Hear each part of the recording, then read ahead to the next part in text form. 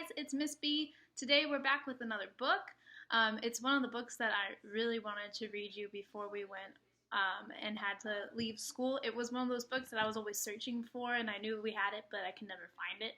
So today we're going to read a book called Last Stop on Market Street, and it is a cool book for us because it's based in San Francisco, and San Francisco is a big city that is just north of us. It's a little bit away. It is where like the Giants play. It's where the Golden Gate Bridge is. It is a really cool city, and I'm sure a lot of you have been there before. So it is an interesting book for us to read because we know a little bit about the city. So here we go. We have Last Stop on Market Street today. So let's get into it.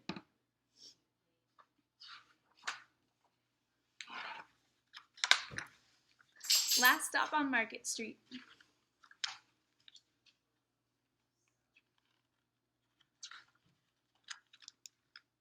CJ pushed through the church doors and skipped down the steps. The outside air smelled like freedom, but it also smelled like rain, which freckled CJ's shirt and dripped down his nose. He ducked under his Nana's umbrella, saying, "How come we gotta wait for the bus in all this wet?" "Trees get thirsty too," his Nana told him. "Don't you see that big one drinking through a straw?" CJ looked for a long time, but never saw a straw. From the bus stop, he watched water pool on flower petals, watched rain patter against the windshield of a nearby car. His friend Colby climbed in. CJ gave a wave and drove off with his dad. "Nana, how come we don't got a car?"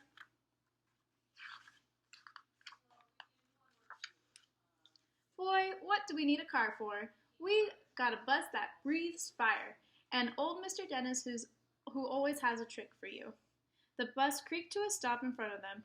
It sighed and sagged, and the doors swung open.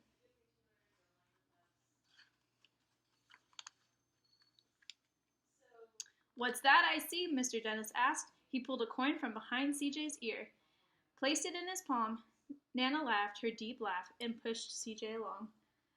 They sat right up front. The man across the way was tuning a guitar. An old woman with curlers had butterflies in a jar. Nana gave everyone a great big smile and a good afternoon, and she made sure CJ did the same. The bus lurched forward and stopped, lurched forward and stopped. Nana hummed as she knit. "How come we always gotta go here after church?" CJ said. "Miguel and Colby never have to go anywhere." "I feel sorry for those boys," she told him. "They'll never get the chance to meet Bobo or the sunglasses man, and I hear Trixie got herself a brand new hat." CJ stared out the window, feeling sorry for himself. He watched cars zip by on either side and watched a group of boys hop curbs on bikes.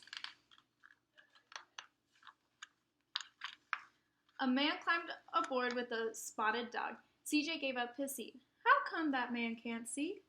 "Boy, what do you know about seeing?" Nana told him. "Some people watch the world with their ears." "That's a fact. Their noses, too," the man said, sniffing at the air. "That's a mighty fine perfume you're wearing today, ma'am." Nana squeezed the man's hand and laughed her deep laugh.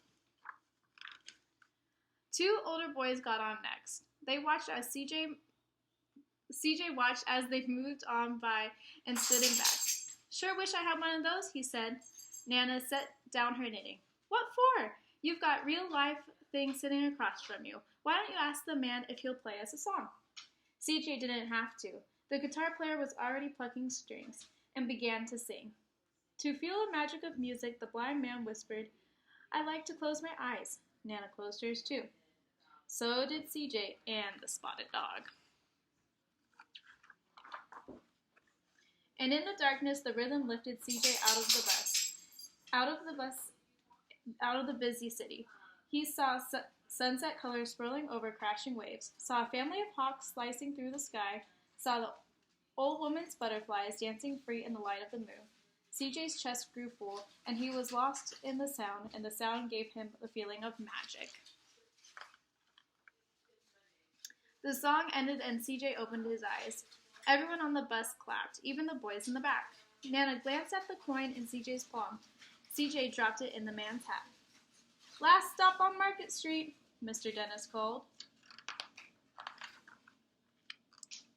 CJ looked around as he stepped off the bus. Crumbling sidewalks and broken down doors, graffiti-tagged windows and boarded-up stores. He reached for his Nana's hand. How come it's always so dirty over here? She smiled and pointed to the sky. Sometimes when you're surrounded by dirt, CJ, you're a better witness for what is beautiful.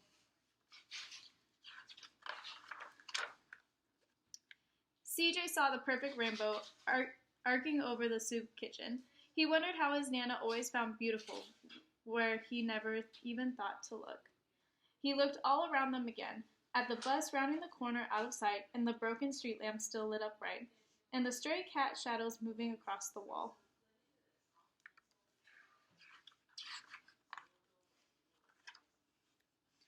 When he spotted their familiar faces in the window, he said, "I'm glad we came."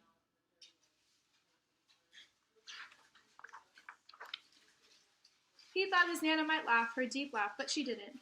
She patted him on the head and told him, "Me too, CJ. Now come on." The end. All right, guys.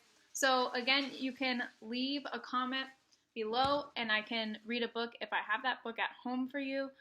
And then today, I want you to see what you can hear in your community. So CJ was able to hear lots of cool noises, like the bus that was sound like it was breathing fire, and the man that was playing the guitar, and the way that the car sounded. So see if you can hear something cool or interesting in your community from your home, and tell me what you hear after you tell me what book you want me to read.